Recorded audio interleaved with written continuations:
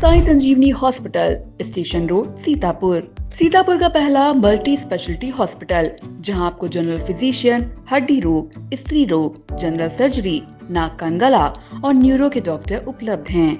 साई संजीवनी में आयुष्मान कार्ड धारकों का मुफ्त इलाज और टीपीए कार्ड धारकों के लिए कैशलेस सुविधा उपलब्ध की गई है। हॉस्पिटल में आईसीयू, वेंटिलेटर, बाईपैप व डायलिसिस की सुविधा भी उपलब्ध है।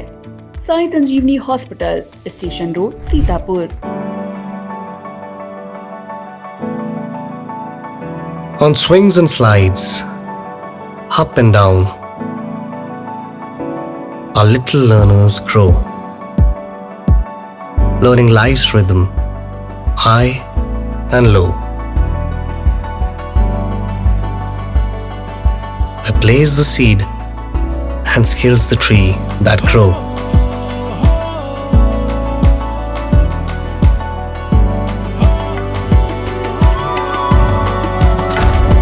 Singhania Educational Institute, cultivating knowledge. तहसील मिश्रित क्षेत्र के ग्राम सिमरा भिठौली में गौ आधारित खेती को समर्पित किसान मेले का आयोजन किया गया।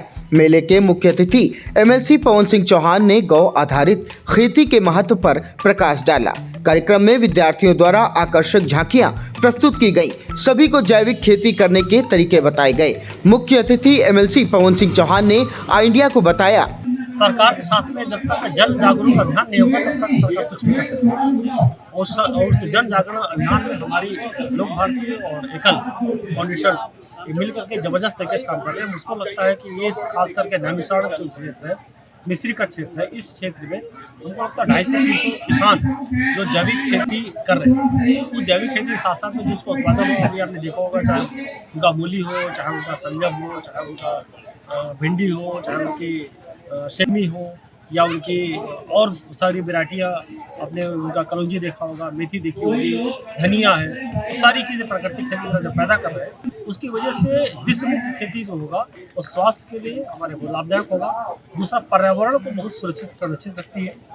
पर्यावरण को संरक्षित करने के लिए जब तक हम जैविक खेती नहीं करेंगे, जब तक हम जैविक खाद यूज नहीं करेंगे, तब तक हम पर्यावरण संरक्षित कभी नहीं कर पाएंगे। कारण ये है कि जब हमारे ये डीएपी या यूरिया हमारे खेतों में पड़ती है, तो अभी आपने एक छोटी सी स्किल बच्चे ने प्ले किया था, दिखाया था कि हमारी ज़मीनें कैसे बंजर हो रही है, कैसे ऊसर हो रही हैं, हमारी धरती माँ सबको अन्न पूरक बनती है, उसके साथ में कैसे कैसे लोग यहाँ पर प्रयोग करके, खास करके पेस्टिसाइड जो दवाइयाँ होती हैं, रासायनिक दवाइयाँ होती हैं, ये बड़ी खतरनाक होती है, जिनकी वजह से हमारे कैंसर हो रहे हैं, जिनकी वजह से हमारे बीपी और शुगर के पेशेंट बन रहे हैं। सबसे बड़ी तकलीफ हमारी ये जो दवाइयाँ हैं, जो हमारी खादें हैं, उससे अगर हम दूर रहेंगे तो निश्चित उसके लिए हमारा जो एकल ग्रामोत्थान फाउंडेशन है, ये लगातार लोगों को जागरूक कर रहा है। जितने लोग जुड़ जाते हैं वो आज भी आपने देखा होगा कि यहाँ पर 50 गांव से किसान चल करके आए, जिनको प्रोत्साहन भी दिया जा रहा है, जिनको एक तरीके से मोमेंटो दिया जा रहा है, ताकि पूरे साल भर में स्मृति में रहे कि ग्रामोत्थान में अगले साल फिर हमको प्रथम स्थान या द्वितीय स्थान या हम पार्टिसिपेट करेंगे, जिसकी वजह से हमारे किसान भाई लाभान्वित भी होंगे, हमारी यहाँ जनता है वो लाभान्वित होगी, यहाँ जो श्रद्धालु आते हैं पूरे देश से, पूरे विश्व से, वो लाभान्वित होंगे। मुझको लगता है बड़ा पुण्य कार्य है हमारे एकल जो ग्रामोत्थान फाउंडेशन कर रहा है, उसको बधाई साधुवाद देता हूँ। उनके सारी टीम को, ये संत की तरह गाँव जाकर के बड़ा काम करते हैं, तो पूरी टीम को बधाई और साधुवाद देता हूँ। कार्यक्रम में बताया गया कि जैविक खेती की शुरुआत 1889 में झारखंड में हुई थी। एक छोटे से गांव से शुरू हुई यह पहल एक अभियान के रूप में वट वृक्ष की तरह समूचे देश में फैलती चली गई।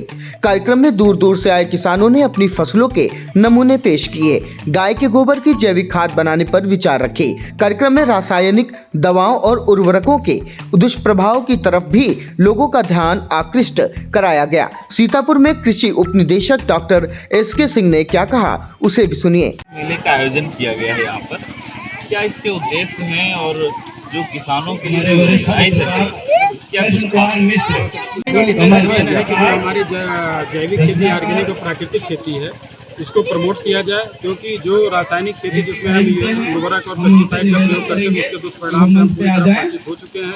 उसके दुष्परिणाम लगातार हम लोग फेस कर रहे हैं। इसलिए कृषकों के बीच जैविक, ऑर्गेनिक और प्राकृतिक खेती को प्रमोट करने के लिए ये प्रदर्शनी आयोजित की गई है इस आयोजन के लिए मैं विशेष तौर पर कमलेश जी को बहुत बहुत धन्यवाद देता हूँ, आभार प्रकट करता हूँ। कार्यक्रम में मिश्रिक विधायक रामकृष्ण भार्गव, ब्लॉक प्रमुख प्रतिनिधि मुनीन्द्र अवस्थी, रामगोपाल अवस्थी, लोक भारती संयोजक कमलेश सिंह, उप कृषि निदेशक डॉक्टर SK सिंह, जिला कृषि अधिकारी मंजीत कुमार, जिला कृषि रक्षा अधिकारी शिवशंकर सुधीर सिंह, उमेश अग्रवाल सहित किसान मौजूद रहे।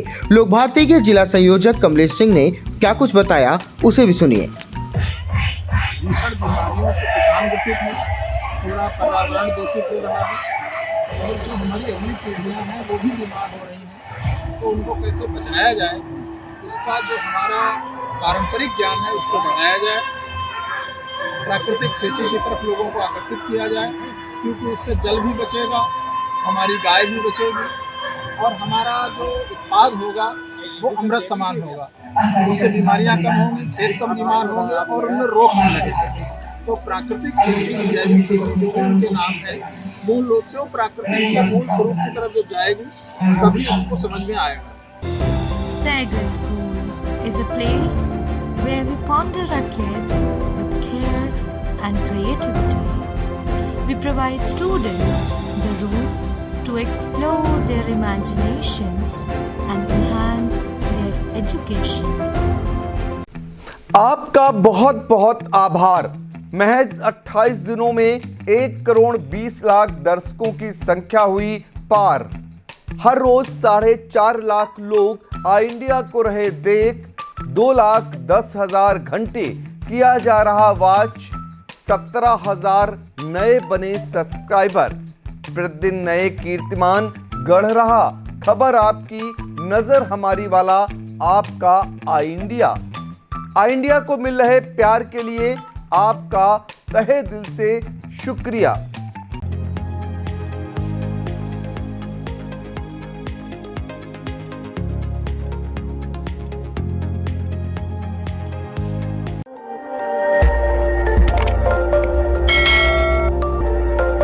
खबर आपकी, नजर हमारी। देखते रहिए आई इंडिया।